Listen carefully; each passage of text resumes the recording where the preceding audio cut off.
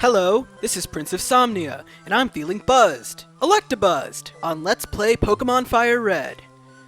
So last time, I discovered that you do indeed lose money to wild Pokemon if you lose to them. I don't know why. What is this, like, sort of like throw money at your problems, like the Gill Toss skill in Final Fantasy V? I have no idea. Whatever. So anyway, a couple episodes back I mentioned that I would be going over the encounters you can find in the Safari Zone in like a big bonus episode.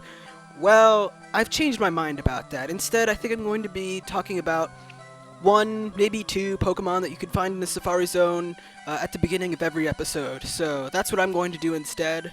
I think it'll work out a little bit better in terms of, like, you know, ease of editing and stuff like that. So, anyway. So first up is, yes, Execute. Execute is a Grass Psychic type, which is somewhat interesting, kind of a little bit different from a lot of the grass types you see out there, which are often Grass Poison, or in one case just pure Grass. As you can see, as an Executor, it gains quite a bit special attack, but it's a little on the slow side, and it doesn't really have all that much special defense either. So I'm not that huge a fan of it. If you are going for a slower Psychic type, I kind of do recommend another Pokemon, but that particular Pokemon is also version exclusive, so you might not want that. Let's see. Oh, yeah. If you're playing Generation 1, Executor is a lot better there because its special attack is its special stat, and that's really, really good. Unlike here in Generation 3, where it has just like a relatively mediocre special defense stat.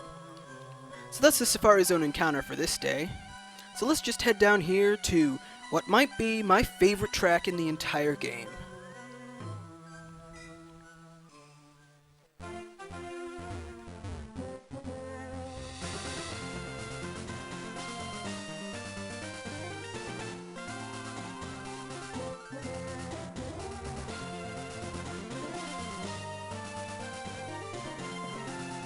Oh, I love this track so much. It just feels so adventurous and everything.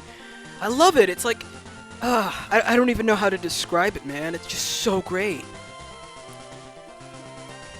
Like, I know that Generation 4, particularly in Sinnoh, has like the best overall like route themes, but like this route theme really just, it gives me goosebumps.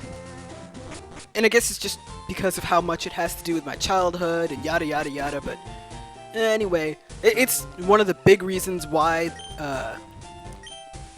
oh, what's this? Return. Aww. Did she say her Pokemon is dead? And she's, well, that kinda hurts. But anyway, as I was saying, this music is part of the big reason why the next several routes are some of my favorite parts of the game.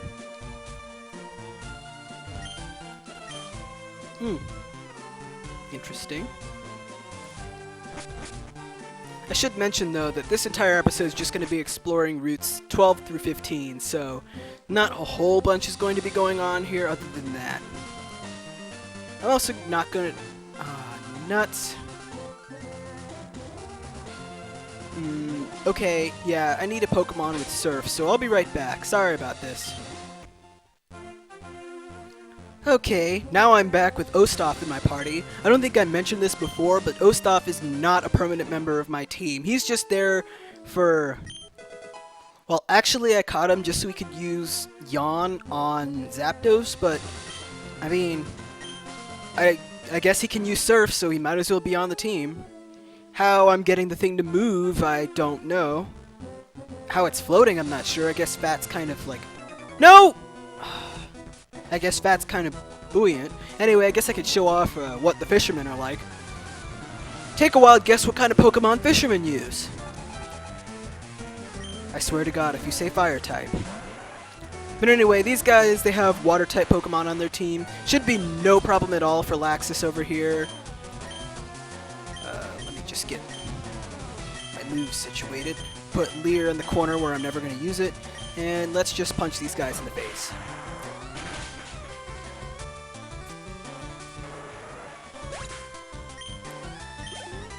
Nice. So yeah, my goal here is to get Laxus up to speed.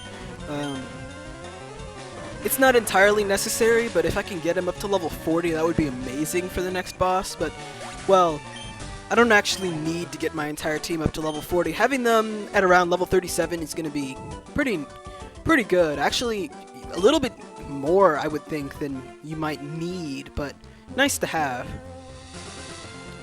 Levels in this game are more so like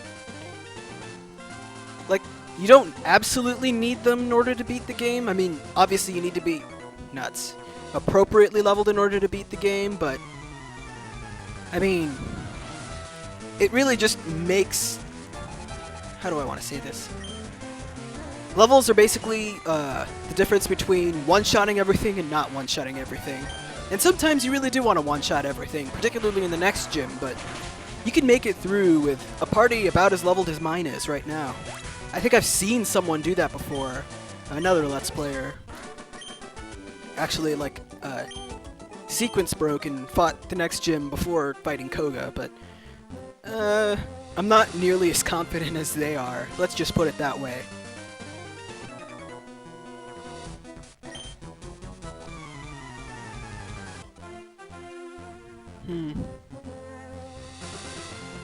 Nuts. What was I gonna say? Oh yeah, now I remember. Sorry, I kind of lost track of my own thoughts fighting that battle. I'll talk about it while fighting these two. I think it's another young couple or whatever. So way back when I got this game for the first time, I also got my hands on one of those Prima official strategy guides. You know the one. Well, maybe you don't, but anyway, it recommends being at level 40 before you even take on the next gym. I disagree. I don't think you need to be quite that overleveled, but I mean, I can understand why they would recommend that.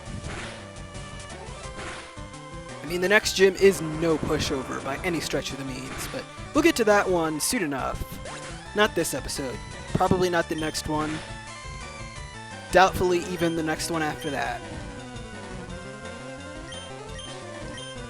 Anyway, I'm just going to use moves that aren't direct contact so that I don't get poison pointed, and there we go. Why it's physical but not direct contact, I don't know. Man, I'm so glad for the physical special split in the later generations. It just makes everything make more sense. So this is where we caught Ostaf, I think last episode, so I'm going to go to Vermilion City and heal, and I'm actually going to fight all the trainers I skipped way earlier in the game right now. So I'll meet you back here when all that's done. Okay, I'm back. Took care of everything that I took care of all the trainers that I left behind earlier, so yeah, Laxus was the one I was waiting for before I wanted to take them all on. Most of them really weren't all that much worth all that much experience. I actually thought that you could only catch Electabuzz at lower levels than like 32, which I caught him at. So we only gained like one level. He's kind of close to, or she's kind of close to the next level. So anyway, let's talk to this guy, the fishing guru's younger brother. For some reason, the younger brother has the best fishing rod in the entire game. I don't know why. What? Oh. Alright, well, I'm probably not going to do that, because I don't like fishing for Magikarp. Anyway, with the Super Rod, you can now catch pretty much any Pokemon you want to catch that you can't surf for but are in the water. I guess you could say it that way. I'm just going to fight this guy while I talk about some of the Pokemon you can catch in here. On this route, you can catch two new Pokemon. They're version exclusive. There's Psyduck and Slowpoke. If you're playing Pokemon FireRed, you get access to Psyduck, which is, in my opinion, the worst of the two. It's basically a jack-of-all-trades Pokemon.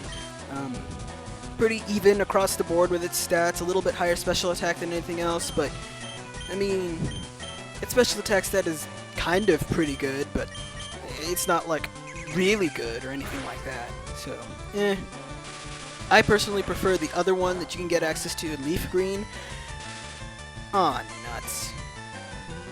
Got paralyzed, that really blows. Anyway, in Leaf Green you get access to Ow! You gain access to Ow. No. That was self-destruct. It sacrifices itself to deal a whole lot of damage to you. I'm not sure. Is it like in this generation, or is it in Generation 1 where it like ignores defense or something like that? I think in Generation 1 it just flat out has an obscenely high power stat.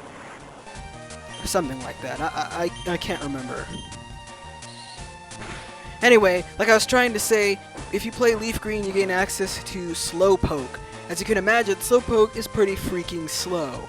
But, even though it is pretty freaking slow, it's a pretty good physical tank. It's got nice HP, pretty nice defense, and not too shabby special attack stat either. I personally prefer this over Golduck, even though Golduck's a little bit faster. Just because, you know, with Slowpoke you can actually take a few hits, you know, unlike Golduck, which really can't take all that many hits, I guess. Do I have anything with Cut on me? No. Can Ostaf learn Cut? Let's see.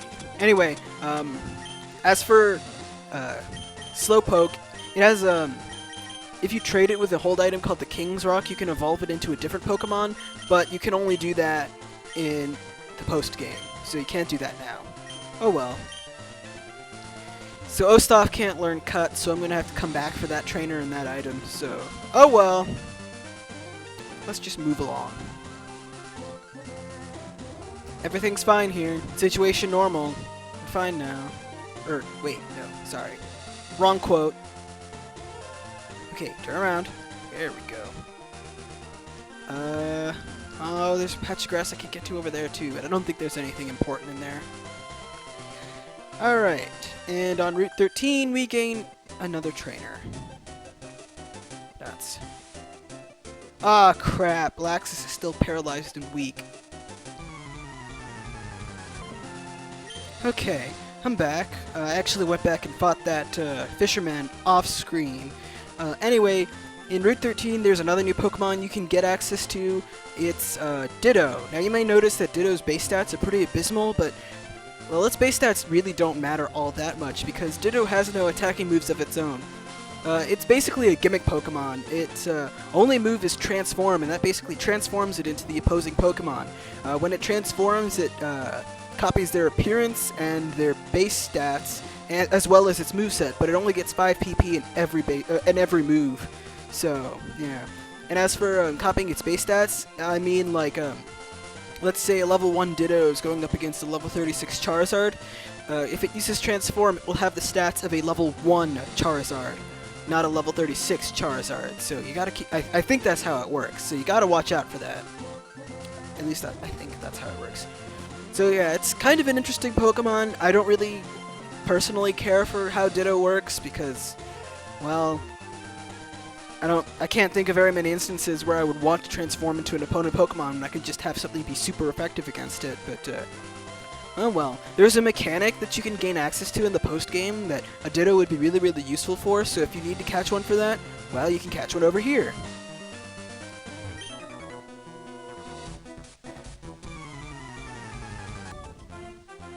You know, something I was thinking of when I was off-screening those battles on Route 11... Yeah, the back of Laxus's head, or at least its back sprite, it kind of looks like a UFO from Earthbound. Ha ha! Silence Bridge, huh? I guess that's what that area is called. Oh, yeah. See those two women over there?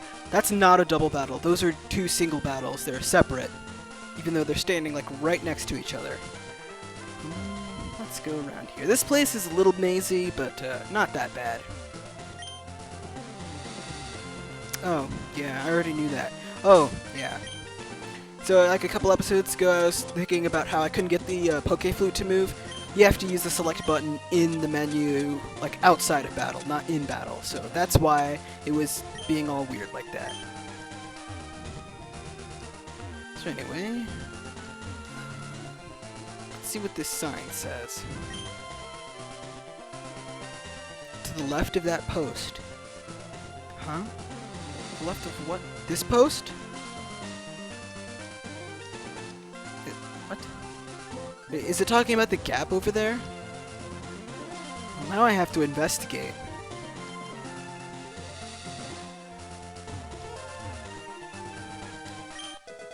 Oh! A PP up! That raises the maximum PP of one move. Not that I'm really gonna use it. It's something you really want to save for moves that have... Oh, crap. It's something you really want to save for moves that have like 5 PP. So yeah, like a move like Giga Drain, you can boost the PP of that move. Makes it a little bit more useful. There is a cap on how much you can use... Ah, nuts. There is a cap on how many PP ups you can... Ah, nuts.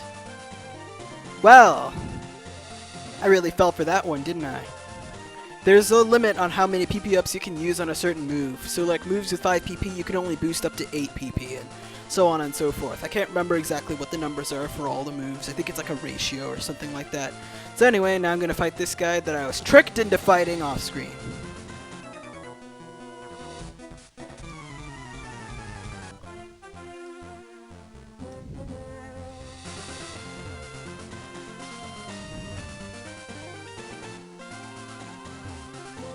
Okay.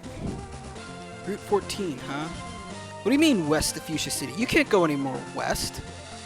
You have to go south first. We can't stop. We have to slow down first. And sneak past those guys. I'll fight them off screen. I don't have to worry about any more evolutions happening off screen because none of my Pokemon from here on out are going to be evolving anymore. Kind of odd now that I think about it. I'm not going to have all that many evolutions on this team, but oh well.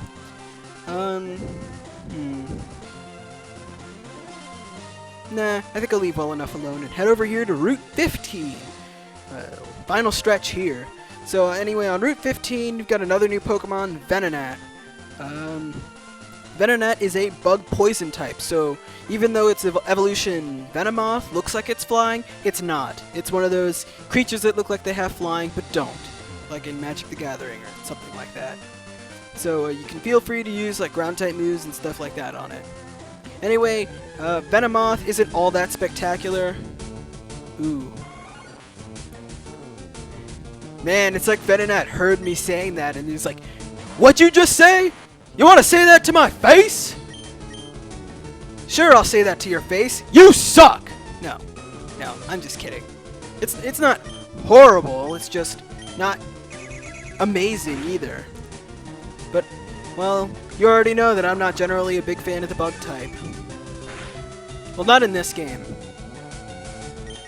Actually, now that I think about it, well, not now that I think about it, but anyway, now that I'm saying this, I actually really like the bug type in Generation 5. It's like the one generation where the bug types are so interesting and like so much fun to use. It's like I wish they did that more. Like Galvantula and Leavanny and Scolipede, they're all so much fun to use, and it's like, how do you go back to using bug types in any other generation once you've seen the bug types in Gen 5? Oh well. Yeah, I wish they did that more, but oh well. Okay, I got one. Finally, the bug types were useful, as opposed to most other generations.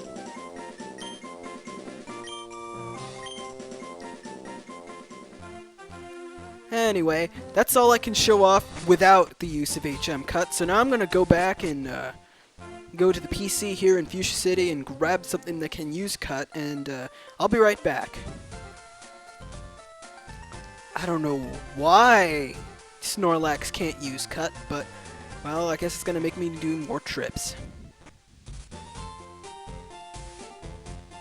Huh. Did I check up here? I don't think I remembered to check up here.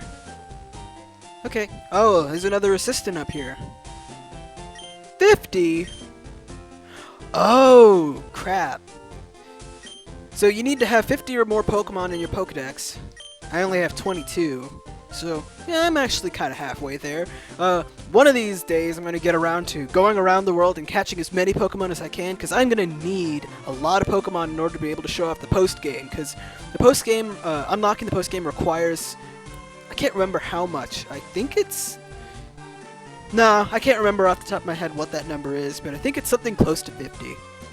Is what at least that's what I think it is. Anyway, if you have 50 or more Pokemon species, you can see this thing. No. But remember that bird for later. Anyway, what was I saying? Oh yeah. So if you have 50 or more Pokemon species in your caught and registered in your Pokedex, that guy will give you an experience share. Basically what it does is that if you give it to a Pokemon, it will take some of the experience that you get from battling any Pokemon and give it to that Pokemon instead. Anyway, as I was saying, the way the experience share works, it's kind of like how when you're fighting a Pokemon and then you switch to another Pokemon, how the experience gets divided between the two. That's kind of how the experience share works, except you don't need to send that Pokemon out into battle. It works automatically. It kind of works a little bit differently in that if that Pokemon with the experience share gets into battle, it gets a bigger share of the experience than any other Pokemon that are fighting with it. So it's not exactly like split in half, but oh well. From what I've heard, and I'm not sure if this is true or not, in Generation 1 the experience share works a little bit more like how it works in Generation 6, where it just outright splits experience between all your Pokemon. Except unlike in Generation 6, it's not like all Pokemon get 50% of the experience, it's the experience gets divided 6 ways. So,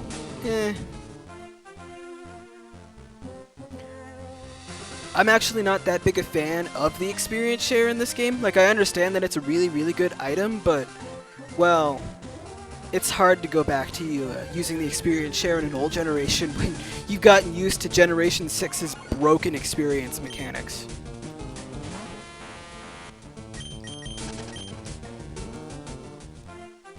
So, yeah.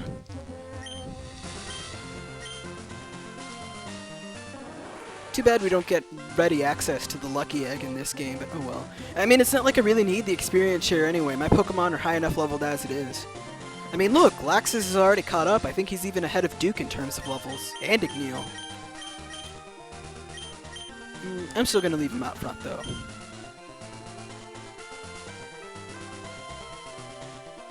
Anyway, up here, let's talk to these guys. These guys are actually a double battle. We've got Crushkin, Ron, and Maya, whatever. And they've got Hitmonchan and Hitmonlee. You should be pretty familiar with those guys by now. Well, maybe not pretty familiar, but at least familiar enough with Hitmonlee. Familiar enough to know that it has Limber, at least.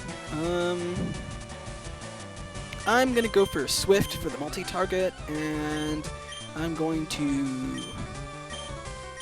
break the Hitmonchan. Ah, it's going for the Mach Punch. I was thinking if it had, like, Ice Punch, that I might want to take it out. Ha ha! Man, I don't think I've taunted Pokemon for Poison Point in quite a while. I miss taunting Pokemon for Poison Point. Oh, that's gonna hurt. Ow. Well, maybe not that much, but...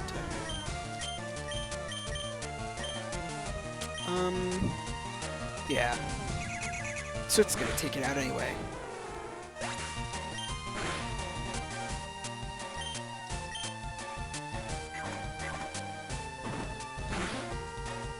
And we're nearly 10 levels above the trainers here.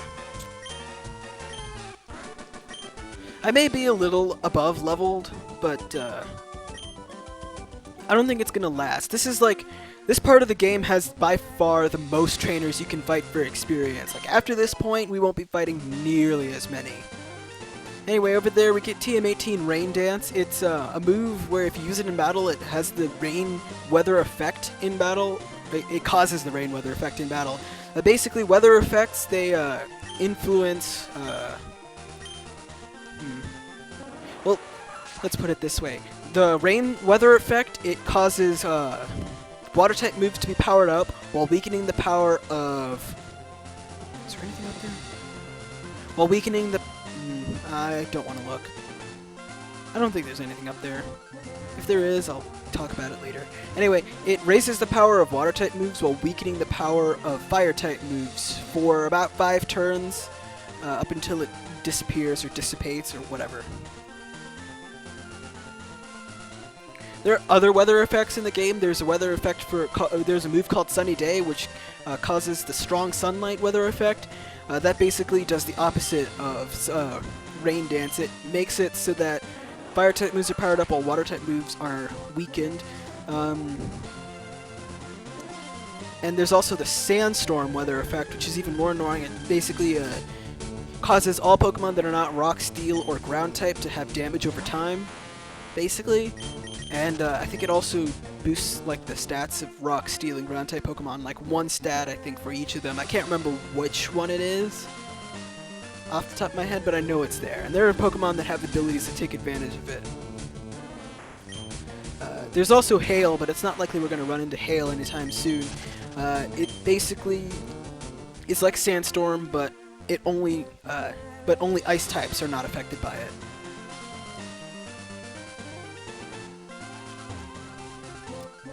So yeah, I'm not really that big a fan of weather moves in Pokemon, but well, some people are, and there are people who have like whole teams based on the weather effects. So I mean, they're not bad. It's just I'm not that big a fan of them.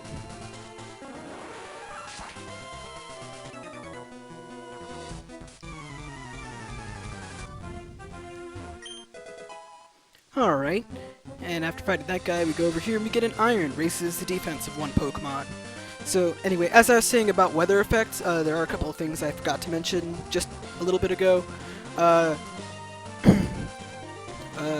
rain weather effect, it makes it so that the move Thunder will always hit, regardless of, I think it's regardless of whatever accuracy and evasion changes have been made, so that's really nice. It makes Thunder a lot more viable, but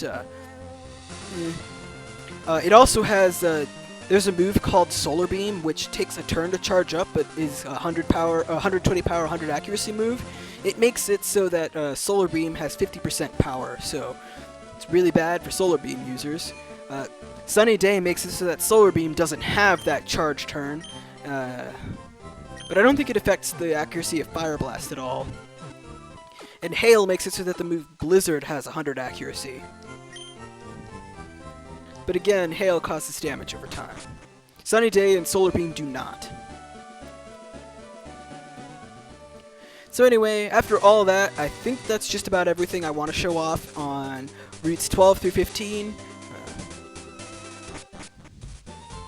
You know, besides even more of the awesome music, but you can go and listen to that on your own. So, anyway, over here. Now we're in Saffron City, and, yeah, I think the trigger here is clearing out, the Pokemon Tower in Lavender Town. So, this guy is, he's taking a snooze. Ha ha! Didn't anyone tell you that when you snooze, you lose?